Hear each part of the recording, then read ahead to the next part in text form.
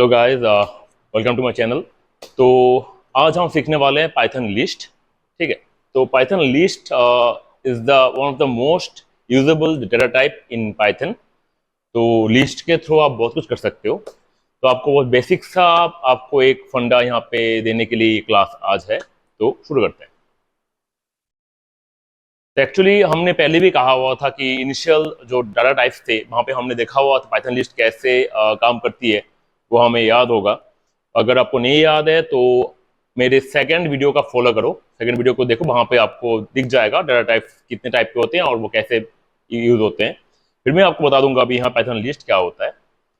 Python list actually एक it is sequence of values जहाँ पे सारे वैल्यूज स्क्वायर ब्रैकेट में आते हैं, सारे स्क्वायर ब्रैकेट में आते हैं। वो दिखाता हूँ जो पहले भी दिखाया हुआ था। और सारे वैल्यूज स्क्वायर ब्रैकेट में आते हैं और सारे एलिमेंट्स कॉमा कॉमा से आते हैं। ठीक है।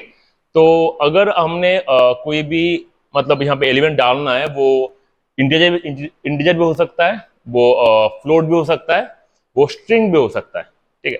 तो अगर आप चाहते हो कि वो मिक्स्ड हो, वो मिक्स डाल सकते हो। तो ऐसा कुछ है नहीं कि आपने सारे मिक्स नहीं डालना, मिक्स भी डाल सकते हो आपके हिसाब से। तो अभी हम सीख लेते हैं कि ऐसे भी हो सकते हैं कि आप इंटीजर का भी बना सकते हो लिस्ट, या एक बना सकते हो आप काइंड ऑफ फ्लोट का बना सकते हो, स्ट्रिंग का बना सकते हो, वो आपके ऊपर है। वो depend on the program requirement. तो अभी आपको थोड़ा दिखाते हैं बेसिक सा चीजें। एम्प्टी लिस्ट क्या होता है कि आपने जस्ट कोई एलिमेंट नहीं डालना होता है, बस सिंपली स्क्वायर ब्रैकेट डाल दो, एम्प्टी लिस्ट है। लिस्ट ऑफ इंटीजर्स, इंटीजर्स मतलब जहाँ पे सारे इंटीजर्स वैल्यू है। List with mixed data type, जहाँ पे सारे मिक्स्ड डाटा टाइप, जैसे इंटीजर हो गया, यहाँ पे इंटीजर है, यहाँ पे स्ट्रिंग है, यहाँ पे फ्लोट वैल्यूज है। नेस्टेड लिस्ट मतलब आपके यहाँ पे जैसे यहाँ पे एक स्ट्रिंग है और यहाँ पे एक आपका, और यहाँ पे आपका एक स्ट्रिंग, और यहाँ पे और एक लिस्ट है। तो लिस्ट के अंदर जब आप और एक लिस्ट डालते हो और कुछ डालते हो, जैसे लगा लो मतलब लिस्ट, अगर लिस्ट के अंदर लिस्ट है तो नेस्टेड लिस्ट बोलते हैं। ठीक है। तो हाउ टू एक्सेस दो थिंग्स वो आप देखेंगे अभी आगे के क्लास में। पहले थोड़ा आप देख लेते हैं, जो पहले भी हमने कहा हुआ था कि list index starting from the left with zero, zero से लेके आगे बढ़ता रहेगा। और फ्रॉम राइट दिस को नेगेटिव इंडेक्सिंग, मैं आपको अभी बता रहा हूँ कि वो आगे भी है। तो वो फ्रॉम राइट से वो -1 स्टार्ट होता है। ठीक है। तो लेट्स गेट सम एग्जांपल। अब देखो यहाँ पे, ये देखो यहाँ पे मैंने एक लिस्ट बनाया हुआ है। So I just need to make, यहाँ पे लिस्ट बनाया है। यहाँ पे एक लिस्ट लिया हुआ मैंने, माई लिस्ट। इसमें CTG क्लास मैंने एक वेरिएबल यहाँ पे कह सकते हो या लिस्ट में डिफाइन किया हुआ है। After that print my list zero. ठीक है। तो यहाँ पे आप देख सकते हो ये सारे के सारे स्ट्रिंग्स है। String print my list zero मतलब पहला इंडेक्सिंग। तो आपको पता होना चाहिए, जो हमने पहले भी देखा हुआ था, कि ये इसके इंडेक्सिंग जो है वो स्टार्टिंग होता है, ये जीरो है, A1, A2, 3, 4, 5, 6 और 7। ठीक है। ये इसका इंडेक्सिंग है। तो अगर हमारे माइलिस्ट जीरो आ गया, माइलिस्ट जीरो का वैल्यू क्या आ गया, सी, पहला जीरो इंडेक्स में वैल्यू सी। अगर मैंने लिख दिया माइलिस्ट टू, टू मतलब इंडेक्स वैल्यू कितना है, टू, टू का आ गया जी, यहाँ पे जी आ गया। ठीक है। फिर माइलिस्ट फोर, फोर मतलब 0 1 2 3 4, 4 ए एल, तो ये हमारा एल आ गया। ठीक है।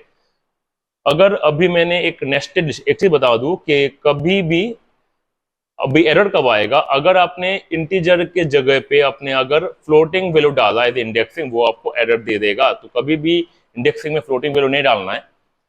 तो हमारे नेस्टेड लिस्ट, नेस्टेड लिस्ट क्या होता है कि लिस्ट के अंदर, लिस्ट मैंने बताया हुआ था आपको। तो एक लिस्ट में बनाया हुआ है कि एन लिस्ट, इसके अंदर अनदर लिस्ट है जिसके वैल्यूज है 2024, और मैंने यहाँ पे एक स्ट्रिंग डाला हुआ जिसको मैंने कहा हुआ है कि CTG क्लास। ठीक है। तो अभी देखते हैं how to access those things. ये आउटपुट गलत है, गलत है, ये आउटपुट भी गलत है। ठीक है। तो देख लेते हैं पहले। अगर मैं एक्सेस करना है, अगर मैं एक्सेस करता हूं ऐसे, लिखता हूं print N list 0A। Zero का मतलब क्या है, एक्चुअली हमें पता है कि कोई भी लिस्ट में सारे एलिमेंट्स कैसे आते हैं, कॉमा से आते हैं। तो मतलब यहाँ पे अगर मैं लेता हूं ये कॉमा है, अगर कॉमा है तो ये टोटल जो स्ट्रिंग है इसका इंडेक्सिंग है जीरो, इंडेक्सिंग है जीरो। और टोटल ये जो लिस्ट है इंडेक्सिंग आता है 1। ठीक है, तो अगर मुझे यहाँ पे इसके अंदर कुछ भी एक्सेस करना है, जैसे लगा लो मैंने लिख दिया 0 1, इसका मतलब है 0 के अंडर अगेन ये जो C है ना, इसका तो 0 है ना, ये T1 है, ये G2 है, ये C3 है, ऐसे करके बढ़ेगा ना। ये स्ट्रिंग भी तो वो भी एक इंडेक्सिंग में आता है ना, हमें पता है, हमने पढ़ा हुआ था। स्ट्रिंग भी तो इंडेक्सिंग में आता है और लिस्ट इंडेक्सिंग में आता है, ये तो इसका भी वैसे ही होगा ना, ये भी तो फिर 0 होगा, ये 1 होगा, ये 2 होगा, है ना, ये 3 होगा, है ना। तो जब मैं ऐसे लिखूंगा, अगर ये होल जीरो, जो होल जीरो जो है ये मेरा पहला जीरो है, अब समझो इस बात को, जो होल जीरो जो है ये मेरा पहला जीरो है, जो मेरा होल जीरो आता है। ठीक है, फिर इसके अंदर मतलब अब इसके अंदर क्या है, अगर मैं 1 मतलब इसके अंदर ये 1 है, दैट्स द 1, इसके अंदर ये 1 है, ये 1 मतलब टी आ गया ना, तो 0 0 होल जीरो, इसके अंदर 1, तो 0 1, 0 अंदर का वैल्यू क्या आएगा, टी। पता लगा? फिर से देखो आप इसको, ये जो मेरा लिस्ट के अंदर कॉमा है, तो ये जो टोटल वैल्यू है पहला इसका, थोड़ा थोड़ा मैं बड़ा सा बनाता हूं, ये जो टोटल जो मेरा वैल्यू है, ये इसका इंडेक्स क्या है, 0 0 है, और टोटल ये जो मेरा बड़ा सा वैल्यू है इसका भी, इसका 1 होगा। क्यों? कॉमा एक कॉमा है ना, तो एक 0 एक 1 आ गया इनिशियल इंडेक्सिंग। अब अगर मुझे इसके अंदर भी इंडेक्सिंग करनी है, क्योंकि स्ट्रिंग है ना, स्ट्रिंग का इसके इंडेक्सिंग होगा 0, टी का 1, जी का 2, सी का 3, एल का 4, ऐसे बढ़ता रहेगा ना, इसका भी यहाँ पे 0 1 2 3। ठीक है जी, तो जब मैं यहाँ पे लिखूंगा ये जो होल जीरो है वो ए वाला जीरो है। होल जीरो जो है टोटल, जो ये जो जीरो है मेरा, ये जो जीरो है ये वाला जीरो है, और ये जो मेरा 1 है, ए 1 है मेरा ये वाला वैल्यू, जो यहाँ पे मेरा टी है।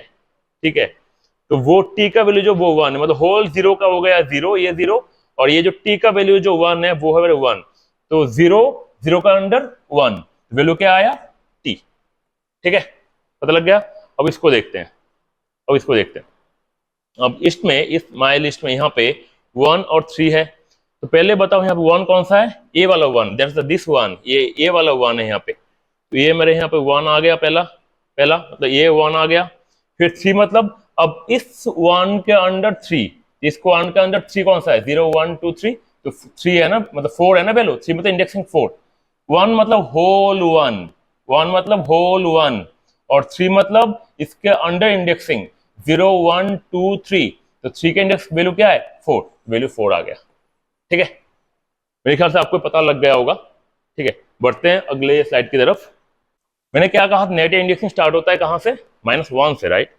सो अगर मैं लिखा माई लिस्ट सीटीजी क्लास में लिखा हुआ है, तो इसका वैल्यू कितना होगा, तो इसका वैल्यू कितना होगा, इसका वैल्यू होगा -1, इसका -2 -3, ऐसा होता रहेगा ना, -4 -5, है ना। ठीक है, तो अगर मैं लिखता हूं प्रिंट माई लिस्ट -1 मतलब मेरा ये वाला वैल्यू, तो यहाँ वैल्यू आ गया s। ठीक है, फिर से अगर मैं लिखता हूं माई लिस्ट -5 मतलब -1 -2 -3 -4 -5, मतलब ये वाला वैल्यू मेरा बताए यहाँ पे सी आ गया। बहुत आसान है, ये बहुत आसान है नेगेटिव इंडेक्सिंग। तो अभी आगे बढ़ते हैं, ठीक है। अब देखते हैं स्लाइसिंग, जो पहले भी पढ़ा हुआ था हमने स्लाइसिंग, वो अभी देखते हैं। तो एग्जांपल में ना मेरा वो ही है, पहला वाला जो था सीटीजी क्लास, वो ही है एग्जांपल, प्रिंट माई लिस्ट 2:5, याद है ना हमें, n:n। फिर भी बता देता हूं मैं आपको, अगर मुझे n:m लिखनी होती है, that means starting from nth index जाएगा कहां तक, m-1 इंडेक्स, मतलब एक m से एक घर कम, m से शुरू होगा पर m से एक घर कम जाएगा, -1 में m का जो भी होगा इससे -1 होगा। ठीक है, तो इसको याद करते हैं, 2:5 में तो पहले इसको हम मेरे यहाँ पे देख लो, यहाँ मैं लिख दिया मैंने CTG क्लास का, ठीक है। 0 1 2 3 4 5 6 7, 2 कॉलम 5 मतलब 2 से लेके 5 से एक घर कम, मतलब 4 तक जाएगा। तो यहाँ पे 0 1 2, स्टार्टिंग फ्रॉम 2, तो स्टार्टिंग फ्रॉम 2 जाएगा कहां तक, ये कहां तक जाएगा, ये 4 तक, 2 3 4, 2 3 4। तो ये वाला वैल्यू आएगा, इसका ये इंडेक्सिंग के अगेंस्ट वैल्यू क्या है, GCL। तो यही मेरे रिजल्ट में आ गया, देखो GCL। तो 2 3 4 इंडेक्सिंग के अंडर ये GCL वाला वैल्यू आ रहा है मेरा, GCL ये वैल्यू मेरा आ रहा है, ठीक है।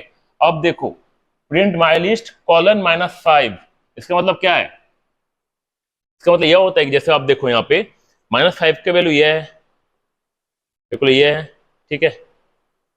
तो फंडा क्या मैंने कहा, क्या कहा था, राइट में जो होगा, जो m होगा हर वक्त एक घर कम होगा -5 से, -5 के साथ एक घर कम मतलब -1 लगा तो कितना आ गया, -6।